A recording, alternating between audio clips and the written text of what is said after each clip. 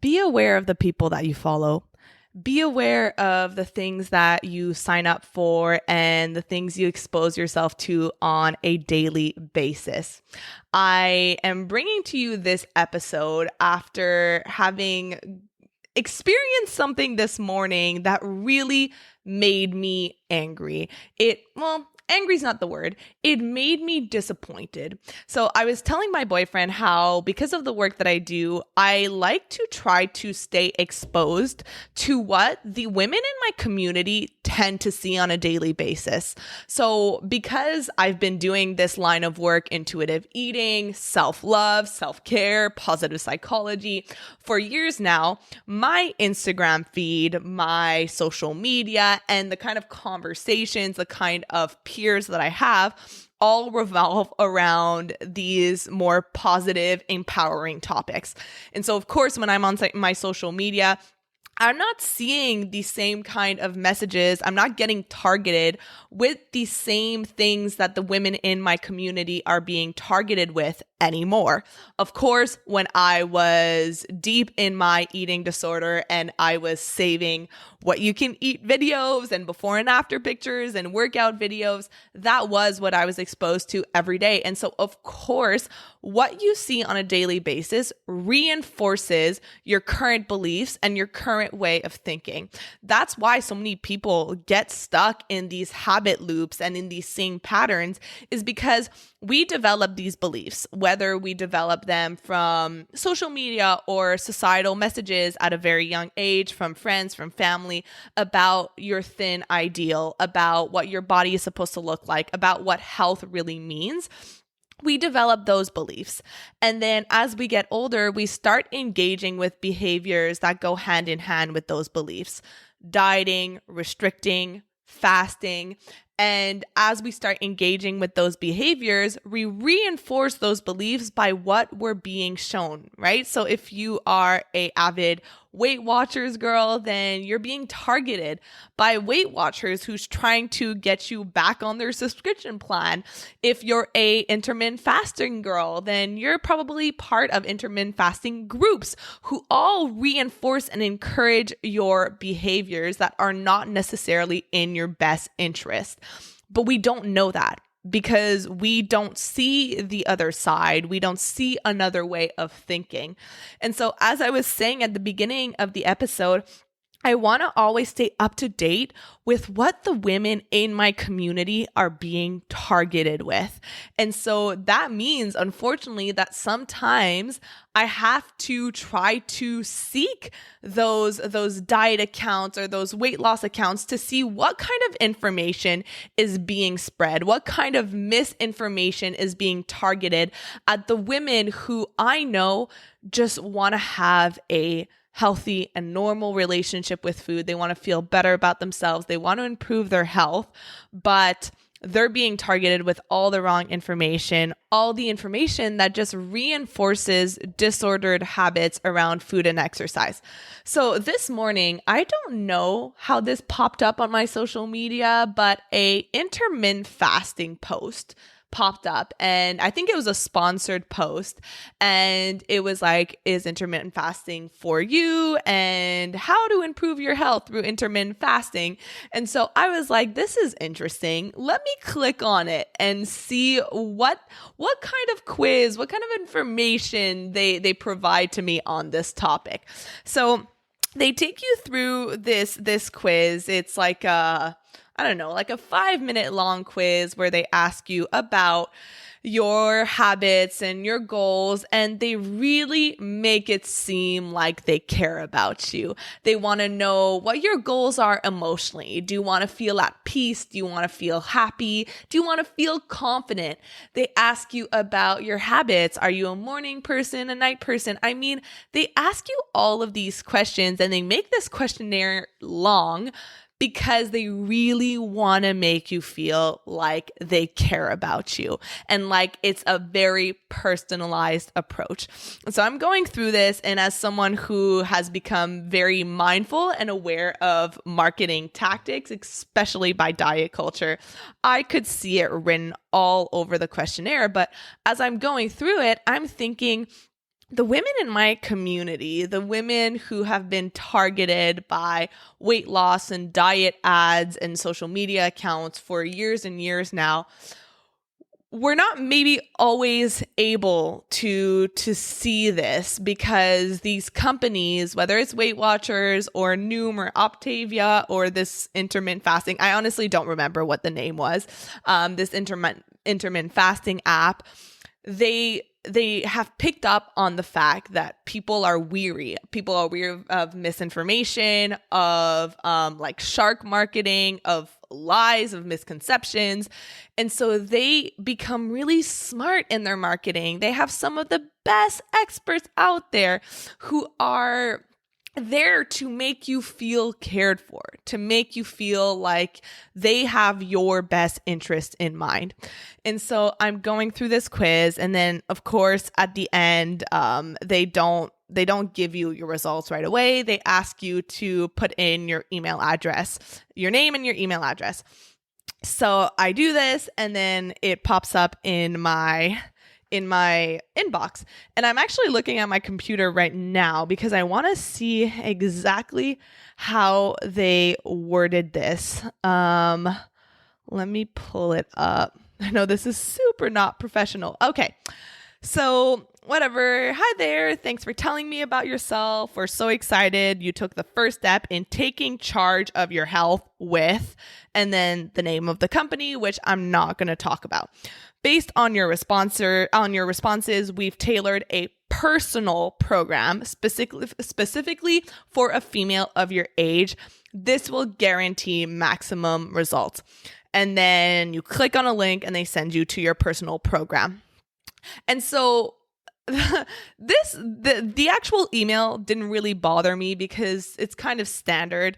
What bothered me was when you scroll down to the bottom of the email, by law, each provider, each online marketer, anyone needs to have an unsubscribe button at the bottom of your page.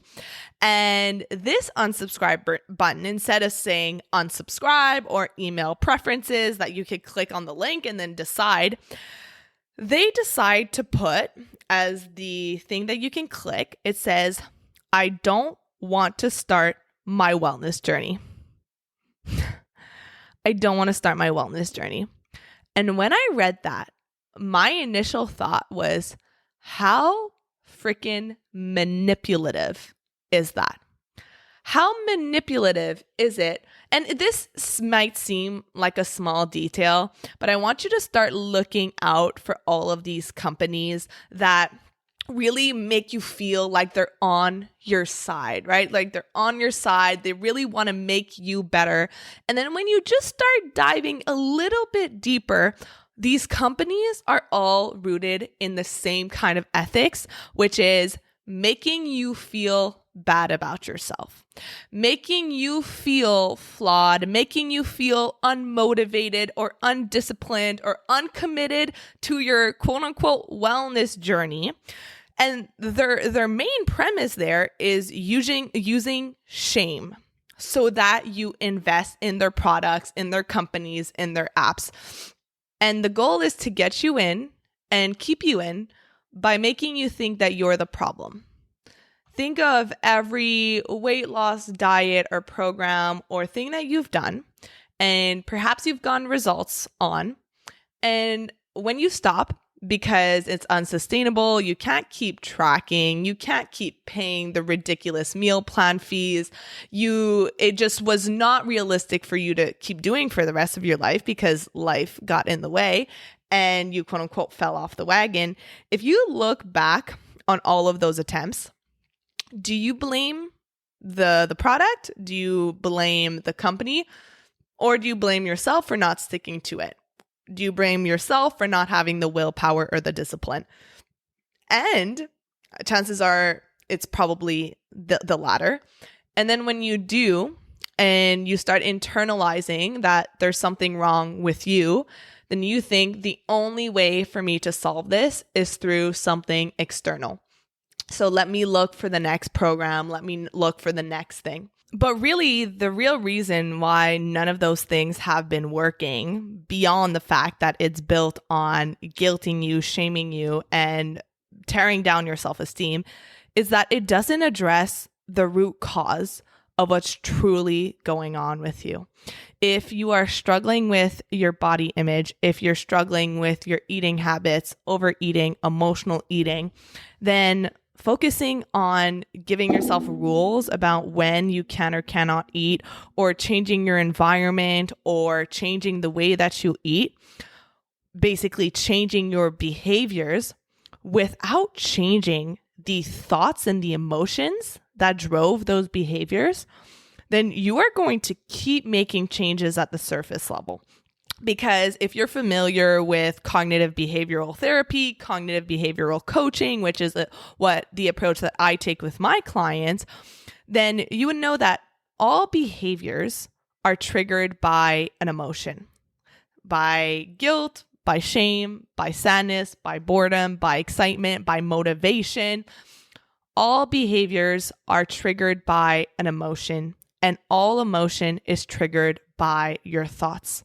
So if your thoughts on a daily basis are, I'm a failure, I'm unmotivated, I'm undisciplined, I don't care about my wellness journey, and that's what these companies are doing, right? They're reinforcing those beliefs onto yourself. That's what you're following on social media, right? If you're not at the gym, you're lazy. If you're not eating a salad, you're doing something wrong.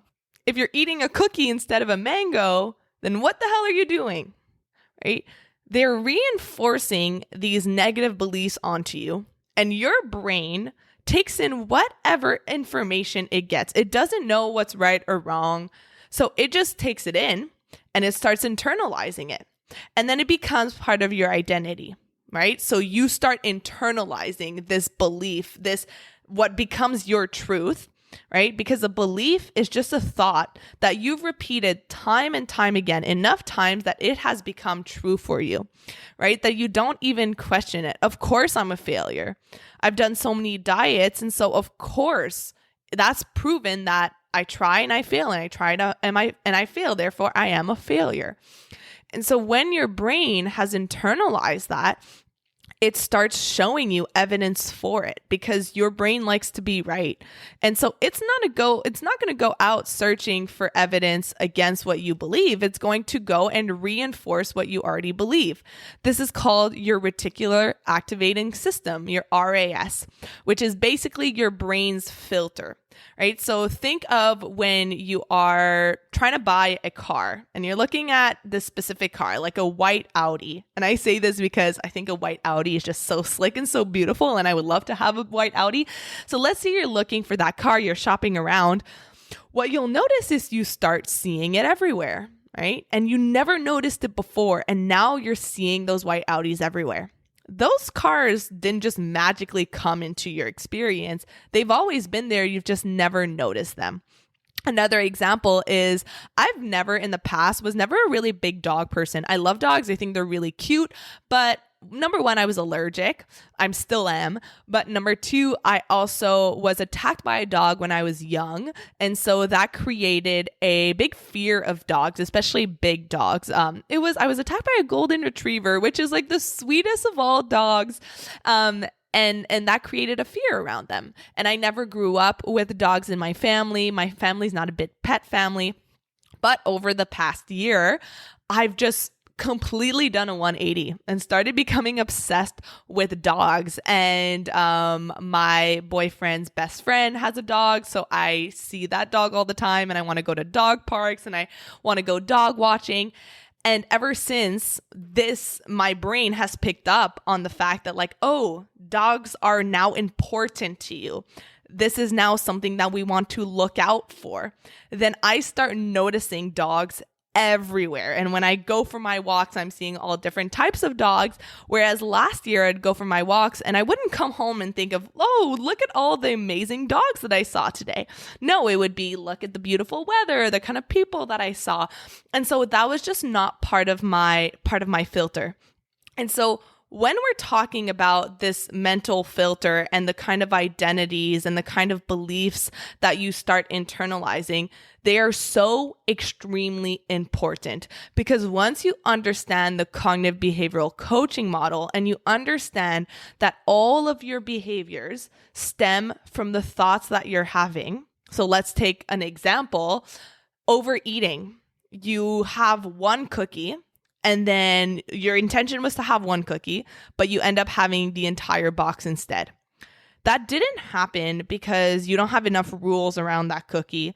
It didn't happen because you're not intermittent fasting. It didn't happen because you lack willpower. I'm going to go ahead and assume that the thought process went a little bit like this. You have rules about what is good and bad food, and cookies go in the bad category. Therefore, your brain has made that connection of there's a rule around this food. And so if I break this rule, if I have the cookie, then I've done something bad.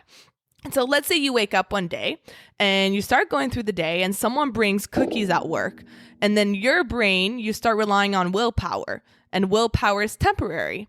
So at work, you say, you know what? I can't have cookies. Cookies are for special occasions. So I'm not going to have it. And so you start working on that willpower. You start forcing that willpower. Again, willpower is temporary.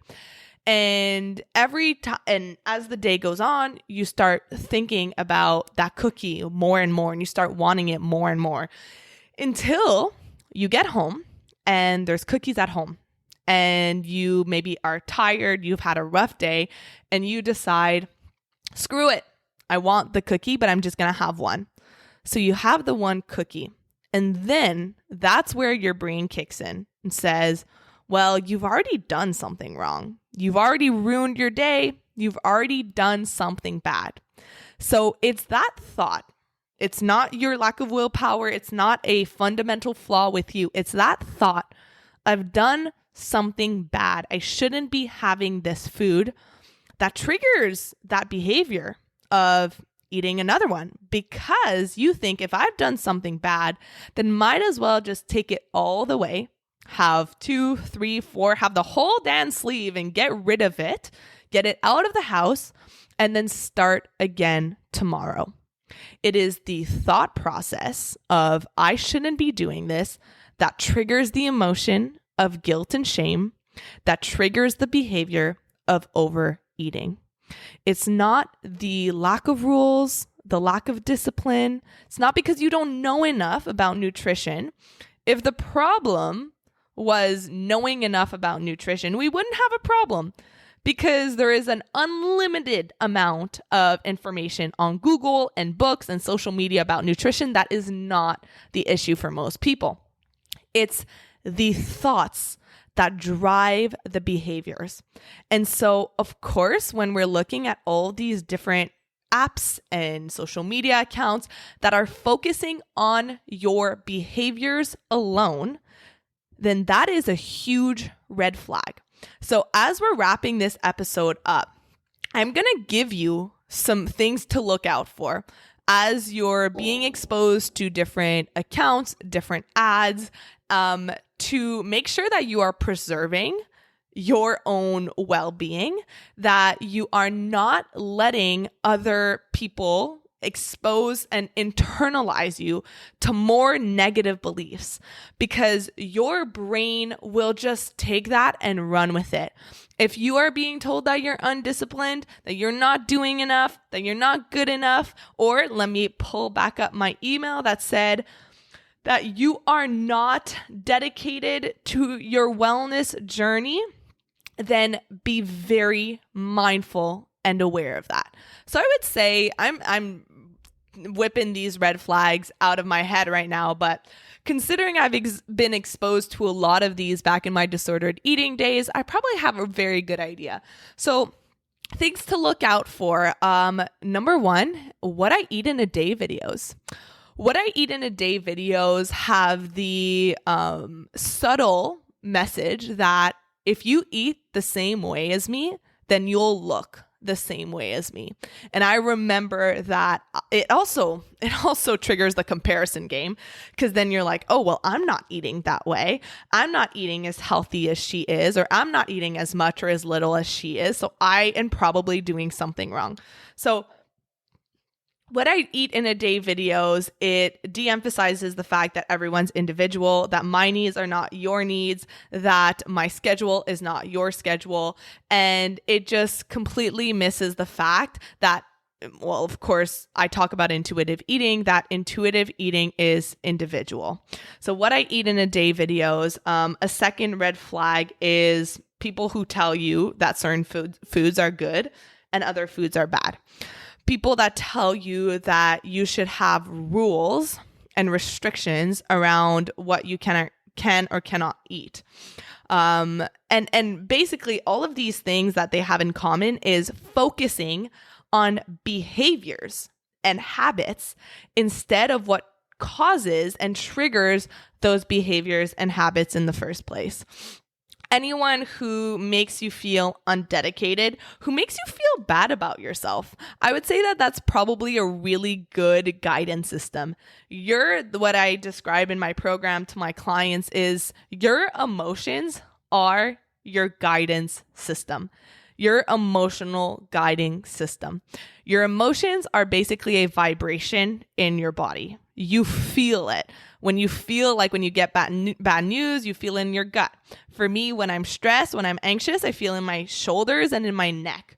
If I'm overwhelmed, I feel it in my head. If I'm happy, I feel light. I feel energetic. So it is a vibration in your body. So whenever you get exposed or targeted by some kind of app or some kind of account, and your body instantly just feels like, oh, I don't like this. This is making me feel more overwhelmed, feel confused, feel bad about myself. That's a really good indication that this might not be the right account for you. And unfollow, unsubscribe, get rid of. Because every time that you do that, your algorithm picks up on your behaviors. And so if you start moving away from these accounts, then your algorithm is going to pick up on the fact that she's not interested in this anymore. So I'm going to show her something different. And in order to show you something different, in order to show you something that is more empowering, that's going to help you make positive changes, then you have to engage in that kind of behavior. And so I want you to even think of your Instagram algorithm as the same way that your RAS, your reticular activating system, works. The more you engage in certain kinds of behaviors and certain kind of beliefs, then you are going to start seeing more of that. So if you start engaging in behaviors and beliefs that make you feel empowered, that's a hard word to say, like, I am successful, I can do something, I am disciplined, or I am motivated, or finding all of these positive beliefs about yourself, then you're going to start seeing more of that in your everyday life, because now your brain is searching for evidence for this new belief. And I could do a whole other episode on the thought processes and thought work and how your thoughts affect your beliefs. And I definitely want to do an episode on that. But I'm going to leave you with this. When you walk away from this episode, start being extra mindful of the kind of accounts that you follow, the kind of things that you engage in, because chances are they reinforce these beliefs and this belief system that is perpetuated by diet culture, making you feel bad about your body, making you feel like there's something wrong with your body, and perpetuating disordered health habits. So this was a very impromptu episode, but the email I got this morning really triggered me, and I wanted to talk about it, and I want to make sure that I can do everything that I can to help you stay protected from this kind of prey marketing that is rooted in shame and guilt. So I hope that this was helpful. Of course, if you want to engage in more positive, uplifting, and empowering content, then head over to my Instagram at Sabrina Magnan Health. Say hello. Send me a message, say that you found me through this episode. I would love to talk to you. I answer all of my DMs personally, and enjoy the rest of your Wednesday. I am so thankful for you, and have a great week. I will see you on the next episode. Thank you so much for listening to today's episode. If you found it valuable, I would love if you would share it with someone you know that could benefit. If you're loving the show, don't forget to subscribe over on Apple Podcasts so you don't miss a single episode. I really love hearing feedback from you, so please leave a rating and review over on Apple to help us get in the ears of more people who need it the most. Finally, come hang out with me on Instagram at Sabrina Magna Health for more educational content and get up close and personal with me. Thank you so much for being here, and I'll see you on the next episode.